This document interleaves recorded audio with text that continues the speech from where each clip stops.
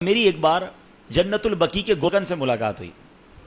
ایسی ایسی باتیں مجھے بتائی انہوں نے, میں کتنی دیر تک تو روتا ہی رہا. اور میں دو باتیں بتا دیتا ہوں, پھر کبھی موقع ملا تو اس پر تفصیل سے بات کریں گے. تو میں نے کہا یار کچھ تو بتاؤ جنت البقیع کے بارے میں, ایسا کیا ہے؟ ہم تو سنتے ہیں آپ تو قبروں میں قبر کھودتے ہیں, آپ تو جنت البقیع میں ہی ہوتے ہیں. کہتے ہیں عبدالحبیب بھائی پہلے بتائیں آپ کو میرے جسم سے خوشبو آ رہی ہے؟ میں نے کہا خوشبو تو بڑی آ رہی ہے, کون سا عطر لگایا ہے؟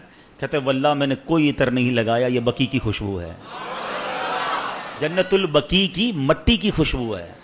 اچھا, وہ کہتے ہیں دنیا کا کوئی بھی قبرستان اٹھا لیں. پھر میں نے بھی غور کیا, وہاں آپ کو کیڑے بکوڑے بہت سارے جانور ملتے ہیں نا, مردے دفن ہو رہے ہیں, اور ظاہر قبرستان میں تو صفائی نہیں ہوتی نا, تو آپ کو کیڑے بولا جنت البقیع میں ایک کیڑا نہیں ہے. یعنی میں آپ کو روحانیت والی باتیں نہیں بتا رہا, روحانیت تو اندر کیا کیا ہوگا وہ تو اللہ جانے, اس کا حبیب جانے, اس کی کیسی کرم نوازیاں ہیں. میں تو جو نظر سے آنے والی چیزیں بتا رہا ہوں. کہتا ہم جب قبر کھودتے ہیں نا عبدالحبیب بھائی, کئی بار ایسا ہوا کہ قبر کھودتے کھودتے ایسی ٹھنڈی ہوا آتی ہے کہ میں قبر کے اندر لیٹ کر خود ہی سو جاتا ہوں. کبھی گورکن کو قبر میں سوتے دیکھا ہے؟ کہتا ہے ایسی ٹھنڈی ہوا ہوتی ہے, میں سکون اتنا ہوتا ہے, میں کام کرتے کرتے ادھر ہی لیٹ جاتا ہوں قبر کے اندر, نیند بھی آ جاتی ہے. میں نے تو اس کے ہاتھ چومے اور کہا آپ ہی دعا کر دیں کہ ہمیں جنت البقیع نصیب ہو جائے. کمال کا قبرستان. اور کیوں ہے پتہ ہے کمال کا؟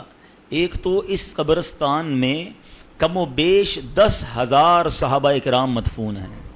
ہر صحابی نبی جنتی کی قبر کیسی ہوتی ہے پتہ ہے؟ جنت کا باغ ہوتی ہے, حدیث پاک ہے نا, یا تو جنت کا باغ ہوتی ہے قبر یا دوزخ کا گھڑا.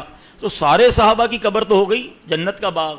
جس قبرستان میں 10,000 جنت کے باغ ہوں, اب آپ سوچو نا, اس قبرستان میں جو گیا, ہائے ہائے, ایسے نہیں کہتے اعلیٰ حضرت طیبہ میں مر کے ٹھنڈے چلے جا آنکھیں بند, طیبہ میں مر کے ٹھنڈے چلے جاؤ آنکھیں بند, سیدھی سڑک یہ شہر شفاعت نہ